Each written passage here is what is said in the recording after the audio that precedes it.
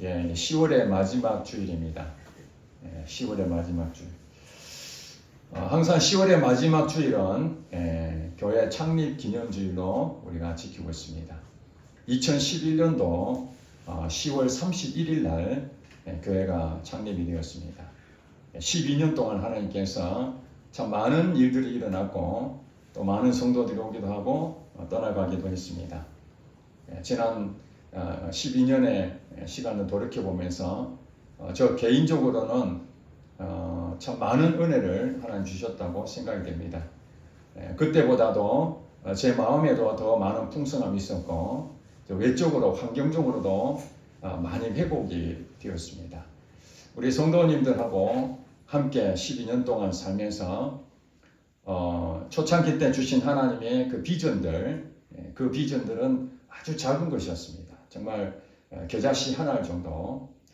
저도 신학을 다니면서 교회 이름을 무엇으로 지을 것인가 이미 마음을 정해놨지만은 하나님께서는 제가 계획했던 그 교회 이름 또 함께 동력하려고 하는 그런 모든 계획들 이런 프로그램들을 하나님은 기뻐하지 아니하시고 오직 목회는 하나님의 중심으로 하나님이 주인 되심으로 가야 된다. 교회는 하나님이 세우신 것이다. 그 마음을 주신 것이에요. 제가 나이가 들어서 이제 신학을 갔기 때문에 빨리 목회를 하기를 바랬습니다. 다른 사람보다도 한 20년 늦게 신학을 갔기 때문에 그래서 하나님이 콜링이 있었기 때문에 바로 개척을 해야 되겠다. 그런 마음을 가졌습니다. 개척을 바로 시작을 했지만은 제 개인적으로는 하나님이 부르셨으니까 바로 십자가 세우고 건물 얻어서 교회를 시작하면 될 줄로 생각했습니다. 그러나 지나놓고 보니까 사실은 그것은 저의 계획일 뿐이지 하나님의 계획은 전혀 관계가 없는, 왜냐하면 제 인간적인 방법들이 너무 많이 있었던 거예요. 하나님이 원하시는 방법은 철저하게 하나님 말씀대로 살아가야 되는 것이거든요. 제 안에 있는 무엇인가 이루고자 하는 욕심도 있었고 남보다 빨리 가고자 하는 그런 마음도 없지 않아 있었지 않겠습니까? 그리고 이 환경을 가능하면은 좋은 환경을 만들고자 하는 거죠. 어렵고 힘든 걸 피하고 좀 쉬운 길, 그런 것을 사람이라면 누구든지 필요하잖아요. 요즘 개척이 얼마나 어렵습니까? 제가 학교 다닐 때도 신학교 교수님들도 우리를 가르치면서 이렇게 혀를 차더라고요. 왜 그러냐니까 만약에 지금 이 신학생들이 목회 현장 가가지고 교회가 부흥이 되고 장밋빛처럼 이렇게 보인다면은 여기 있는 사람들 전부 다 신이 날 수 있는 공부 끝나면은 자 각자 좋은 길을 예비가 됐으니까 그런 희망을 가질 수 있는데 당시에 제가 다니던 학교에서 왔던 신학생들은 이제 목회자에 대한 어떤 존중받고 부흥이 되는 그 시대가 아니라 이제 부흥이 굉장히 어려운, 개척하면은 정말로 고생해야 되는 그런 시절이었습니다. 그래서 그분의 말을 저는 동의를 하지 않습니다만은 굉장히 불쌍히 여기는 거예요. 앞으로 목회 가서 어떻게 잘할 수 있겠는가. 그리고 제가 목회하기 전에도 제가 이전에 다니던 전도사를 할 때도 주변 사람들이 전도사님 언제 교회를 세웁니까? 목회는 언제 합니까? 그렇게 질문할 때마다 제 마음은 참 마음이 무거웠습니다. 왜냐하면 저도 빨리 목회를 하고 싶고 이미 하나님 말씀하셨으니까 길이 열릴 거로 예상하고 준비를 다 했는데 그건 저의 준비였고 하나님은 다시 시작하게 만들었습니다. 그 세월이 교회를 개척하기까지 10년의 세월이 흘렀습니다. 참 많은 어려움이 있었습니다. 교회를 세우기 위해서 하나님 저를 부르셨는데 이제나 저제나 한 것이 교회는 10년 뒤에 세워지고 하나님이 하시는 일은 뭐냐면은 저부터 사람을 만들기 시작했습니다. 교만하지 않게 하고 사람들에게 무시당하고 재정적인 어려움을 당해서 어려운 사람의 형편이 무엇인지 깨닫게 하고 그 다음에 저도 절제하지 못하고 그런 부분이 왜 없겠습니까? 하다 보면은 순간적으로 화가 날 때도 있고 뭔가 잘 안 됐을 때에 분노가 일어나고 다툼이 생길 수 있고 교회는 그런 곳 아닙니까? 많은 사람들이 모여서 관계를 맺고 서로 사랑하고 품고 가야 되는데 그것은 나도 그렇게 해야 되겠다고 결심해서 되는 일이 아니더라고요. 훈련을 받아야 되는 것이죠. 인내하고 또 인내하고 참고 또 참고 모진 말을 들어도 그 가슴 속에서 인간의 힘으로는 도저히 감당할 수 없는 그것을 기도를 통해서 말씀을 통해서 하나님의 그 마음을 계속해서 내 마음에 심겨지는 것이죠. 그 시간이 적어도 10년의 세월이 흘렀던 것입니다. 교회를 세우는 것이 중요한 것이 아니라 내가 교회를 맡을 수 있는 그런 준비가 됐는가. 지금 생각해 보면은 하나님 말씀을 듣지 아니하고 제가 계획한 대로 십자가 세우고 건물을 얻고 사람들 쫓아다니면서 같이 교회를 한번 해보자 그러고 성도들 오면은 목표를 세워서 전도를 몇 명씩 하고 몇 년 걸쳐서 우리가 5개년 계획 이런 것처럼 우리 교회의 목표를 세워가지고 성도들을 달달달 뽑고 어떻게든 이 교회 오게끔 만들고 그렇게 했었다면은 아마 어느 정도 인간적인 방법으로 통하는 부분 있잖아요. 어느 정도 성장했을 수도 있을 것입니다. 외적으로 봤을 때 부흥이라고 할 수도 있었을 것입니다. 그러나 반석 위에 세워진 집만이 하나님 인정하시고 모래 위에 세운 집은 창수가 안 하고 바람이 불면은 다 넘어진다는 사실입니다. 주변에 많은 교회들이 세워졌습니다. 그 교회들 가운데에 역사도 오래됐고 참으로 교회도 번듯하고 건물도 잘 지었고 사람들도 참 많은 사람이 예배를 드렸지만 그 과정 속에서 많은 창수가 나고 어려움이 겪었을 때에 그걸 잘 견뎌낸 교회들은 평안하에 든든히 세워지는 반석 같은 교회가 될 것이지만은 그러지 아니하고 인간적인 방법으로 사람들을 끌어모으고 자기 이름을 드러내고 뭔가 좋은 프로그램으로 사람을 현혹할 수는 있을지 모르지만은 그거는 인간의 방법이고 하나님께서는 바람을 불어버리면은 다 넘어지고 이 교회도 하나님 12년 동안 항상 잘된 것만이 아니고 항상 어려운 것만 있는 것은 아니었지 않습니까? 때로는 사람들이 많이 몰려와가지고 자리가 없을 만큼 가득 찰 때도 있었고 또 썸물 빠져나가듯이 싹 빠져나갈 때도 있고 그런 과정을 거치면서 그 한 영혼 한 영혼에 대한 주님의 마음을 깨닫게 된 것이에요. 아, 이 사람은 평생 나와 함께 할 수 있는 성도겠구나. 저도 모르게 그 한 영혼에 대해서 하나님 마음으로 그렇게 한다고 하면서도 그 사람에 대해서 의지하는 마음, 인간의 방법으로 나와 함께 같이 평생 있을 것이다 하는 그런 자족하는 마음, 그것을 하나님께서는 다 아시고 그 사람을 제 마음에서 떠나보낼 때에 인간적으로 볼 때 너무나 섭섭하고 가슴이 아팠지만 하나님께서 제게 주시는 말씀이 사람을 의지하지 마라. 이 교회는 하나님이 세웠다. 하나님 주인이시다. 그것을 끊임없이 창립 시작할 때부터 가르쳐 주셨음에도 불구하고 사람이다 보니까 또 인간의 방법 그런 부분들이 가끔씩 그런 부분 나타날 때마다 하나님은 그걸 또 고쳐주시고 그러면서 하나님은 원하시는 것이 눈에 보이는 환경을 바라보지 말고 믿음의 주여 또 온전케 하시는 예수를 바라보라. 그 예수를 바라보라 하는 마음으로 목회를 지금까지 해왔습니다. 저는 12년 동안 우리 성도들 때문에 너무너무 행복한 자입니다. 저는 개척해서 우리 학생들도 그래도 한 30명 이상 나오고 우리 장년들도 같이 나와서 우리 지난번에 야유회 갔을 때도 한 50여 명 같이 이렇게 동참해서 그 모습 보면은 이 작은 교회에서 무언가 이룬 것처럼 보이잖아요. 그래서 어느 성도가 그랬습니다. 목사님, 이제 우리 교회도 조직도 갖추고 무언가 이렇게 좀 있어 보입니다. 이렇게 말하는 소리 들었습니다. 저는 그런 마음이 들었습니다. 야, 나는 이제 성공했구나. 그런 것이 아니라 지금이야말로 위기다, 위기. 교회에 몇 명 되지도 않는 그런 상태에서는 교만할 것이 없는데, 그래도 개척해서 얼마 안 돼가지고 성도들이 막 늘어나고 그러니까, 야, 이제 교회가 무언가 되는 것 같다. 우리가 지금 바라보는 것은 오직 하나님 한 분만 바라봐야 되는데, 환경을 통해서 나타나는 현상에 좋아지니까, 야, 하나님께서 복을 주셨구나. 또 사람들이 사라지니까 우리들 마음이 언제 그리는 듯이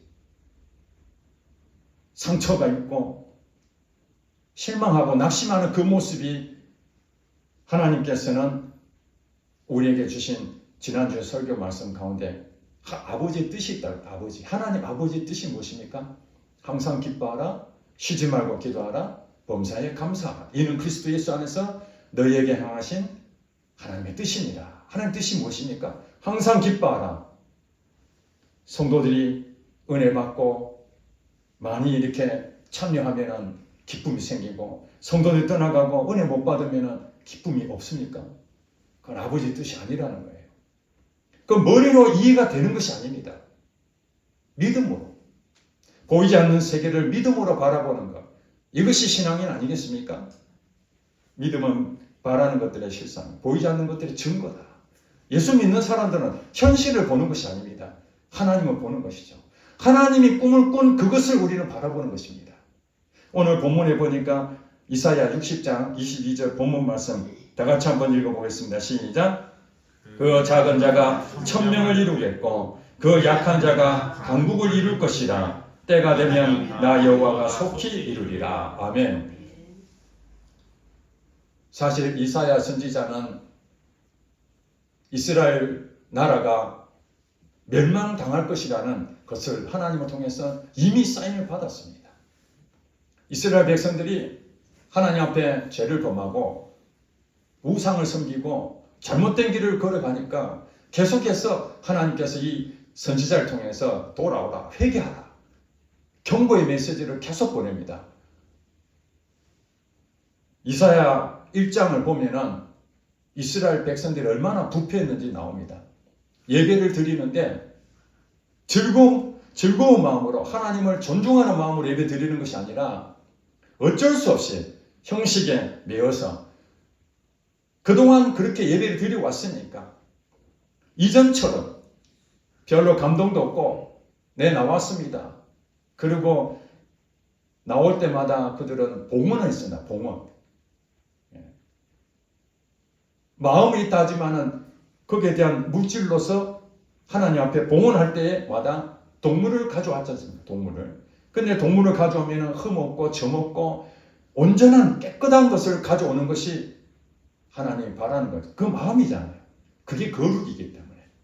그런데 저는 거, 병든 거 형식적으로 가져오는 것이에요. 그래서 하나님께서 이런 제사는 안 받겠다. 이런 제사는 안 받겠다. 너희들이 정말 많은 재물을 내한테 가져오더라도 하나도 나는 그것을 연락하지 않겠다. 차라리 성전문을 닫고 싶다. 이렇게 하나님께서 말씀하신 거 기억하십니까? 오늘날 한국 교회도 참 숫자적으로 부흥하고 교회도 엄청나게 많이 생기고 예배를 드리는데 휘황찬란한 그런 부분을 다 준비해서 제가 이번에 사랑의 교회에 갔다 왔습니다. 서울의 사랑의 교회가 어떤 교회입니까? 수천억을 들여서 건물을 세운 우리나라 최고의 시설을 갖추고 있는 교회입니다. 그리고 성도도 몇만 명 되는 교회입니다. 겉에서 봤을 때 참 웅장하고 그 안에서 예배 드리는 성도들은 어떤 느낌일까? 그런 데 생각도 했었습니다. 이번에 사랑의 교회 안에 본당에 들어가면서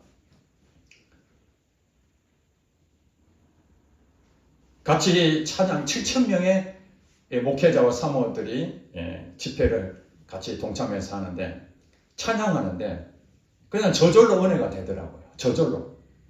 왜냐하면 오케스트라가 다 갖춰져 있고 그 조명과 그 음향시설과 그리고 사람들이 가득 찼는데 그게 본당뿐만 아니라 그 2층, 3층까지 그 지하까지 다 쳤으니까 그 사람들이 찬양하는데요. 그냥 저절로 은혜가 되대, 저절로. 이야, 정말 거기 있는 사람들은 얼마나 큰 은혜가 되겠나. 예배가 얼마나 감격스럽겠나.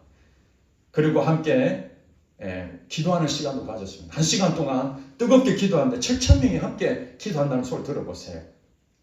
몇 사람 모여가지고 해봐야 뭐 얼마나 소리가 크겠습니까? 7,000명의 웅장한 소리가 그 본당 가득하게 하니까 그 가슴에 있던 것들이 막 다 터질 정도로 기도원에 뭐 갈 필요가 없는 거예요. 그게. 그런 어마어마한 그런 부분에서도 하나님은 예배를 받지 않으시는 게 있습니다. 무엇입니까? 그 오정현 목사님이 그렇게 말씀하시더라고요. 우리가 기가 질려가지고, 왜냐하면 여기 오신 분들이 대부분 가난하고 어려운 그런 교회들, 이 큰 교회 가면 섬기겠다고 불렀거든요. 그러니까 참 그렇지 않아도 성도 몇 명 안 되고 재정적인 어려움을 겪고 힘든 그런 가운데에 이 큰 예배당에 와서 주눅이 들지 않겠나, 그렇게 생각해서 그 오 목사님이 그런 말씀 하시더라고요. 여러분, 이 건물을 보고 너무 그렇게 부러워하지 마세요. 이건 껍데기입니다. 껍데기. 알맹이가 중요합니다. 알맹이. 여러분, 그렇습니다. 하나님께서는 외모를 보시지 아니하시고 무엇을 보신다? 중심을 보신다. 여러분, 다시 다시잖아요. 사울왕을 폐하고 새로운 왕을 세우겠다. 그래서 사무엘 선지자를 이새로 보냈대. 이새. 다윗의 아버지 이새에게 보내서 그 아들 중에 한 명을 기름을 붓겠다. 그 아들부터, 원래 장자가 1등이니까 장자부터 다 보는데 사무엘은 그렇게 봤어요. 야, 하나님께서 그래도 이새의 첫 아들을 왕으로 삼는구나. 외모도 괜찮고 왕감이구나. 그렇게 생각해서 기름을 부으려고 하는데 하나님 아니라고 그러잖아요. 둘째도 아니고 셋째도 아니고 거기 있는 사람 아무도 해당이 안 되는 거예요. 왕이 될 생각도 없고 아버지도 얘는 왕이 될 자질도 없는 애야 해서 목동으로 보냈던 다윗 혼자. 자리 없는 사람은 그 사람 혼자밖에 없었습니다. 다윗. 근데 하나님은 그 다윗을 불러서 기름을 부었습니다. 그러면서 하시는 말씀이, 사람은 외모로 보거니와 하나님은 중심을 보신다. 저는 사랑의 교회에 가서 정말 거기에 있는 사람들에 대해서 은혜가 넘치고 청중을 압도할 만한 그런 이 건물과 사람들의 이 엄청난 이 메시지, 이 뿜어나오는 그런 것들을 통해서 은혜가 됐습니다만, 또 한편으로 하나님께서 그러면 이 작은 교회는 하나님의 은혜가 없는가? 그렇지 않다는 거죠. 저는 외적인 것에 대해서 전혀 부름이 없습니다. 그렇지만 이 사랑의 교회의 그 내용을 거기도 이렇게 우리가 말하는 주보 말고 매주 만드는 어떤 그 잡지책이 있는 것 같아요. 교회 그 소식지. 거기 보니까 한국교회 섬김의 날을 위해서 7,000명의 목회자 사모님을 섬기기 위해서 같이 그 교회가 중보기도 할 뿐만 아니라 여기 오신 사람들 100명 미만 교회에 모두 다 그분들에게 물품을 다 지원하는데 거의 한 100만 원 정도까지 될, 물론 원가는 얼마 될지 모르겠는데 대략 한 100만 원 정도 선에 되는 그 물품을 작년에 한 3,000명 정도에게 다 나눠줬다고 합니다. 금년에도 대략 한 3,000명 정도가 그 물품을 받았을 것인데, 그걸 위해서 어떤 분은 간증하기를 자기의 있는 돈을 조금씩 모아서 그것을 물품 지원에 헌금을 하신 분도 있고, 또 숙박을 해야 되는데 그 숙박에 두 사람이 주변 호텔을 전부 다 예약을 했거든요. 그 숙박비를 헌금으로 내시는 분도 있고, 또 어떤 성도는 자기 집에 와서 홈스테이 하는 거죠. 목회자분들을 자기 집에 오셔서 묵게 만들고 식사도 대접하고, 또 어떤 사람들은 식대를 지원하는 것도 하고, 또 물건으로 하지 못하신 분들은 교회에 나와서 자원봉사, 모든 부분들을 이렇게 일사분란하게 큰 교회라 할지라도 그 몇만 명 되는 교회인데 이렇게 헌신하는 사람들은 그렇게 많지 않습니다. 큰 교회라고 다 헌신하는 것이 아니라는 거예요. 그 가운데에 정말 헌신자가 있다는 것입니다. 제가 거기에 너무 감동이 되는 거예요. 큰 교회는 많은 걸 가졌으니까 많은 걸 하겠다, 이것이 아니라 그 많은 것을 가졌을지라도 그 안에 주님의 마음을 품은 그 한 사람, 그 사람이 1000명을 이루겠구나. 그래서 한국교회에 이 많은 사람을 섬길 수가 있는 것이죠. 오늘 본문 말씀처럼 그 작은 자, 큰 교회 중에 그 한 사람이었던 그 사람이 헌신한 마음, 그것이 1000명을 이루는 것이죠. 7000명을 세우는 일에 그들이 하신 거예요. 그리고 강사분 중에 루마니아에서 목회를 하시는 한 분이 우리 강의하러 오셨습니다. 그분이 간증하기를 루마니아가 공산국가였지 않습니까? 그러면서 많은 사람이 죽고 기독교인들은 거의 순교를 당할 정도로 그런 어려운 가운데서 하나님께서 이 루마니아의 모든 기독교 부분이 더 성장하게 될 것이다. 그것을 믿고 목숨 바쳐서 기도하고 하는데 이분도 헌신자로서 루마니아에서 굉장히 큰 교회를 지금 목회를 하고 계신 분입니다. 초창기 때 교회를 개척하는데 건물이 이제 필요한 거예요.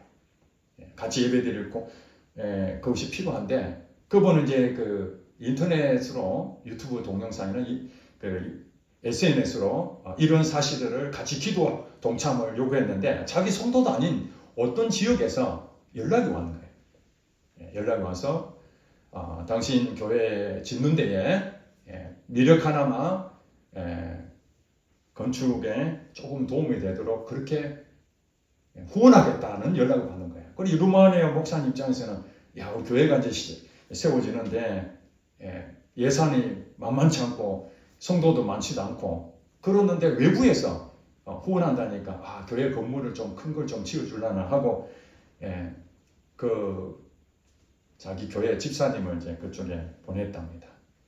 보냈는데 그 집사님이 그냥 왔어요. 왜 왔나니까 갔더니 염소 2마리를 딱 주더라는 거예요. 우리가 생각해 보면은 그래도 교회 건물을 후원한다 했으니까 좀 그래 일당 100 이런 거 좀 드릴 줄 알았는데 그게 아니라 염소 2마리를 그 집사님한테 주면서 보니까 아이들도 있고 주변에 있는데 너무너무 가난한데 그 전 재산이 염소 2마리밖에 없는 거예요. 이 염소 2마리를 하나님 마음으로 건축하겠다고 전 재산 드린다니 이 집사님이 우리가 주면 줬지 그 염소 2마리를 차마 못 데리고 와서 그냥 왔다는 거예요. 과부가 2렙돈 드리는 그 헌신된 그 작은 한 사람이 그 교회를 세운 거예요.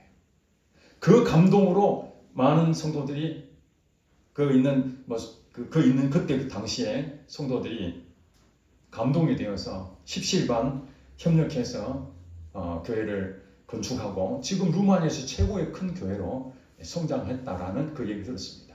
저는 다른 것이 눈에 보이는 교회가 크게 성장했다 그것이 귀에 들어오는 것이 아니라 참 가난하고 아무것도 아닌 그 작은 자 그 한 사람이 염소 2마리를 헌신하는 마음을 드렸더니 하나님께서 루마니아의 교회가 다시 핍박 가운데서도 다시 세워지는 그 일이 그 사람을 통해서 했구나. 그러면서 저희 교회를 생각해 본 거예요. 오늘 12주년 감사 주일인데 한 주간 동안 묵상하면서 하나님 어떤 말씀을 전할까요? 그러면서 계속 하는데 오늘 이사야 60장 22절 말씀을 제게 주셨어요. 이 말씀은 사실 처음 설교하는 것이 아닙니다. 12년 동안 이 설교를 제 기억으로 몇 년 전에 한 번 한 기억이 있습니다. 여러분 일당 100이라는 걸 들어보셨죠? 일당 100. 한 사람이 100명의 몫을 하는 거죠. 한 사람이 100명을 당해내는 것입니다. 그 한 사람이 100명을 당할 수 있겠습니까? 안 되는 것이죠. 그만큼 그 한 사람의 역할이 크다는 거 아니겠습니까? 오늘 본문에 보니까 그 한 사람이 일당 천이 된다는 거예요. 그렇지 않습니까? 그 작은 자가 1000명을 이루겠고 일당 천을 하는 몫을 하는 사람인 거죠. 우리 교회 성도가 만약에 10명이면 일당 천이면 지금 몇 명입니까? 10,000명이죠? 그렇습니다. 인간의 눈으로는 10명 정도밖에 안 되는 성도를 할지라도 하나님의 나라에서는 10,000명이 지금 이곳에서 예배드리고 있는 것입니다. 그러니 이 작은 자가 얼마나 소중하겠습니까? 아이고, 내 하나가 여기서 특별히 할 수 있는 게 무엇이 있다고? 여러분이 한 분이 여기서 예배 드리는 것이 1000명이 예배 드리는 것과 똑같다고 하나님 말씀하시지 않습니까? 하나님 나라에서는 주께는 1000년이 하루 같고 하루가 1000년 같다는 것을 기억하라고 말씀하시지 않습니까? 우리가 1000년 동안 아무리 일해봐도 하나님 하루만 일할 수도 있고 또 우리가 하루 정도밖에 안 되는 이 시간도 1000년 동안 할 수 있는 일을 하나님 하신다는 거예요. 이게 하나님 나라의 비밀 아닙니까? 그 약한 자가 강국을 이룰 것이다. 이게 역설적인 얘기입니다. 여러분, 다 갖춰져 있으면은 더 이상 성장이 없잖아요. 그렇지 않습니까? 없을 때 그것이 소중함을 느낍니다. 강구하면. 우리 교회도 비록 숫자는 적지 않지만은 선교사를 몇 명을 파송했습니까? 5명 아닌가? 5명. 별이 5개 그게 아니고 광고하는 것처럼 무슨 돌침대 별이 5개 그러잖아요. 예. 하나님 나라에서는 이 별 5개, 일터 선교사 5명이 지금 파송한 상태 아닙니까? 그렇습니다.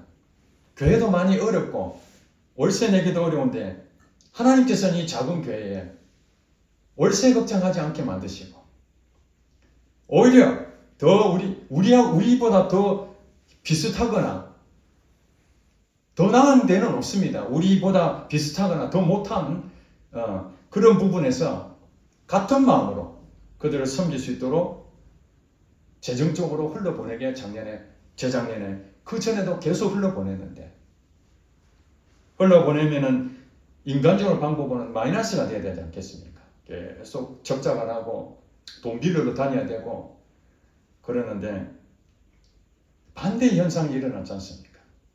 흘러보냈는데 계속 채워주고 우리 교회 성도들이 헌금이 부족하면 외부에서도 흘러 들어오지 않습니까? 다른 사람 통해서 헌금 막 하고 전혀 예상치 못했던 사람이 예배당에 와가지고 은혜 받았다고 돈을 수백만 원을 헌금하고 가고 이게 우리가 하는 일입니까? 아니지 않습니까? 인간의 계산으로 한다면 도저히 안 되는 것을 하나님께서는 하신다는 것입니다. 제가 좋아하는 날 묵상하면서 꿈을 꾸는 게 있습니다. 제가 꾸는 꿈이 아니고 하나님이 꾸신 꿈이 무엇입니까? 500년의 기적이죠. 보리떡 5개와 물고기 2마리. 거기에 왔던 수만 명의 사람들이 먹을 것이 없어 이제 굶주려 있는데 예수님께서 보리떡 5개와 물고기 2마리 가지고 축사하시니 남자만 5,000명을 먹고 남았다. 12강줄에 남았다는 거예요. 이게 무엇을 의미합니까? 그냥 성경에 기록된 한 사건으로 끝나는 것입니까? 그렇다면 우리가 성경을 믿을 필요 없죠. 그 당시에 있는 사람들에게 해당되는 말이지 우리하고 관계없으니까 그냥 역사적으로 그런 일이 있었구나. 하나님이 이렇게 하셨구나. 그런데 내게 500년의 기적이 일어나지 않는다면 그것이 내하고 무슨 상관이 있겠습니까? 저는 왜 꿈을 품느냐면 오히려 우리 교회가 한 수천 명 정도 됐다면 500년의 기적 달라고 하면 사람들이 웃습니다. 당신들 가진 게 너무나 많은데 무슨 500년의 기적을 말하느냐. 자급자족해라. 자급자족해라. 너희들 남아서 남도 도와줄 수 있지 않느냐. 그렇게 말할 수 있는데 우리는 남의 도움을 받아야 되는데도 불구하고 하나님이 우리를 채워주고 누르고 넘치도록 안겨주는 그 역사를 우리가 실제로 경험하고 있고 또 앞으로도 경험되어질 것 생각하니 흥분이 되는 거예요. 우리는 그 하나님을 자랑하고 싶다는 것이죠. 하나님이 세우신 교회가 무엇입니까? 외적으로 숫자를 늘리고 남들 앞에 인정받고 더 좋은 것으로 평가받는 것입니까? 그렇다면 저와 여러분들은 실패자입니다.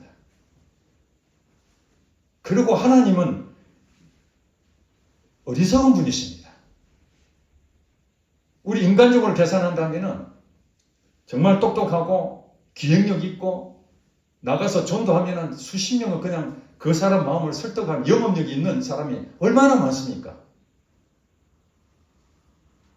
그 사람 마음을 완전히 사로잡을 만한 그런 능력 갖춘 사람이 수도 없이 많습니다. 그런 사람 목사로 세워버리면 그런 사람 만나면 바로 전도돼 버리고 또 돈이 좀 많은 부자 같으면 가난한 사람 돈 다 줘가지고 교회 나와라 내가 돈 매달 10만 원씩 줄 테니까 교회 나오라면 아마 이 구미에 한 1000명은 모을 수 있을걸요. 매달 10만 원씩 지원해 준다는데 그렇게 돈이 많으신 분들이나 능력이 탁월한 사람을 목회자를 세우고 그렇게 하시면 되는데 왜 이렇게 부족하고 연약하고 힘없는 사람을 통해서 하나님을 일하시려고 하는가? 제가 곰곰이 생각해 봤어요. 왜 하나님은 그렇게 인간의 방법이 아닌 정말 인간의 방법하고 전혀 반대적인 것으로 우리에게 일하시려고 하는가? 그것이 바로 인간의 잘못된 본성 때문에 그렇다는 거예요. 자기 능력으로 하면은 말로는 하나님이 하셨다 하지만은 전부 다 그 영광을 사람이 다 차지합니다. 전도를 탁월하게 잘하면은 하나님이 전도의 능력을 주셨다고 말을 하지만은 그 안에 깊숙이 들어가면은 내 아니면 이 교회에 아무도 전도 못해. 그런 점에서 하나님께서 이 교회에 재정적인 많은 지원을 받고 성도들도 누가 많이 보내줘가지고 그냥 이렇게 잘 됐었으면은 이건 인간적으로 봤을 때 야 정말 너는 복되다. 너는 진짜 정말 남들은 생고생 하는데 고생 안 하고 분립 개척해서 한 100명 떼주고 교회도 세워주고 큰 교회에서 지원도 해주고 얼마나 좋아. 그렇게 생각할 수 있지만은 한 영혼에 대한 사랑하는 마음은 거기서 배울 수가 없는 거예요. 저보고 만약에 둘 중에 하나를 선택하라면은 맨땅에 헤딩하겠어요. 그래서 저는 그런 생각을 하나님 너무 감사합니다. 저보다 부족한데도 그 사람이 좋은 교회 부임할 때 내가 저 사람보다 못한 건 아닌데 나는 왜 그러지? 이렇게 생각하지 아니하고 하나님 맨 땅에 헤딩하게끔 개척하게 해서 한 영혼에 대한 소중함을 깨닫게 하고 그 한 영혼을 위해서 눈물로 기도하고 그 영혼이 변화되는 모습 보고 그렇게 살아가게끔 오직 하나님만 바라보게끔 하시는 것이 교만하지 아니하고 겸손하게 만드시는 거구나. 하나님 나를 살리려고 개척하면서 내가 너무 힘들까봐 사람들 좀 보내주고 정상적인 것은 제가 단 한 사람도 사람을 바꿀 능력이 제게는 없다는 거예요. 그렇기 때문에 이 작은 자, 그 작은 자가 바로 저라는 거예요. 1000명을 이루겠다. 누가 이루겠다고요? 그 작은 자가 1000명을 이루겠다 하지만 그 작은 자 안에서 역사하시는 하나님이 이루시겠다는 것입니다.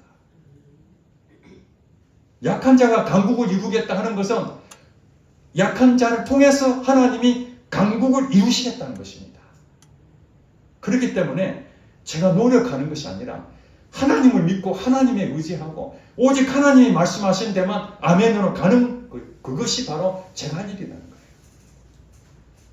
다른 방법이 없습니다. 그러면은 언제까지요? 오늘 본문에 보니까 때가 되면 이 카이로스 하나님의 시간표가 있다는 거예요. 하나님의 시간표. 때가 되면 나 여호와가 속히 이루리라. 그렇습니다. 12년 동안 눈에 보이는 것이 참으로 우리가 보면 롤러코스터 타듯이 그런 모습이 보였지만 낙심할 때도 있고 좋을 때도 있고 그런 모습들이 있었지만 하나님은 거기에 개의치 아니하고 언제나 나와 함께하는 하나님과 나와의 관계 속에서 변치 아니하고 믿음을 지켜나가고 있다면 때가 되면 이 교회에 대한 하나님의 뜻이 이루어질 것을 믿습니다. 여러분 한 사람 한 사람에 대해서 지금 어렵지만 낙심되는 상황이 있다 할지라도 때가 되면 하나님께서 여러분 눈물을 닦아주시고 여러분 문제를 해결해 주실 것이고 회복해 주실 것을 믿습니다. 앞으로 이 교회가 하나님께 세우심이 분명하시다면 우리는 걱정할 필요가 없습니다. 하나님이 인도하실 것입니다. 가나안 땅의 이스라엘 백성들을 어떻게 인도하신 것을 여러분 구약 성경을 통해 다 보셨지 않습니까? 비록 그들이 멸망당하고 나라를 잃어버렸다 할지라도 오늘 본문의 이사야 선지자를 통해서 너희들 나라 잃어버릴 거야 돌아와 그랬는데도 그들은 끝까지 잘못된 길로 가서 나라를 잃어버렸습니다. 이제 희망이 없습니다. 그런 희망이 없는 그들에게도 하나님은 그래도 불쌍히 여기서 뭐라고 얘기합니까? 60장 1절에 이렇게 말합니다. 60장 1절에 다 같이 시작. 일어나라 빛을 발하라 이는 내 빛이 이르렀고 여호와의 영광이 내 위에 임하였음이니라. 아멘. 자, 일어나라 빛을 발하라. 이들이 지금 바벨론 포로 잡혀가지고 나라가 잃어버려서 이제 끝났다. 우리나라도 이제 방법이 없다. 낙심하고 있었을 때 일어나라 빛을 발하라. 이는 내 빛이 이르렀고 여호와의 영광이 내 위에 임하였느니라. 하나님이 포기하지 않는다면 우리는 낙심할 필요가 없습니다. 나는 힘들어서 좌절을 겪고 낙심할 수 있을지 모르지만 하나님이 나를 포기하지 않는다면 내 인생 마지막까지 하나님의 위해서 쓰임받을 줄로 믿습니다. 이 교회도 외적으로는 눈에 보이는 것이 우리가 원하는 만큼의 열매가 없을지라도 무화과 나무에 열매가 없을지라도 감람나무에 소출이 없을지라도 외양간에 손이 없을지라도 나는 오직 여호와 한 분만 기뻐하고 그 구원의 하나님을 위해서 내가 찬양한다는 하박국 선지자의 말씀처럼 우리는 그 마음으로 이제 미래를 향한 하나님의 꿈을 꾸고 이 교회에 여러분 일당천이 된다는 것을 믿으시기 바랍니다. 이 교회가 한국 교회의 6만 교회 중에 아주 작은 보잘것없는 겨자씨 같은 한 교회지만 이 교회를 통해서 1000교회를 섬기는 교회가 될 줄로 믿습니다. 우리 힘으로는 안 되지만 하나님이 하신다 하면 가능한 줄로 믿습니다. 그것이 오병이의 기적 아니겠습니까? 하나님께서 보리떡 5개 물고기 2마리로 하나님 하신다 하면 인간의 힘으로는 안 되지만 남자만 5,000명 먹고도 12광주리를 남겼다는 그 사실을 믿음으로 고백하는 공동체, 믿음으로 고백하는 성도 여러분들, 그 가정 회복될 것이고 여러분 섬기는 그 일터 회복될 것이고 이 교회도 회복될 것이고 한국 교회도 회복될 줄로 믿습니다. 기도하겠습니다.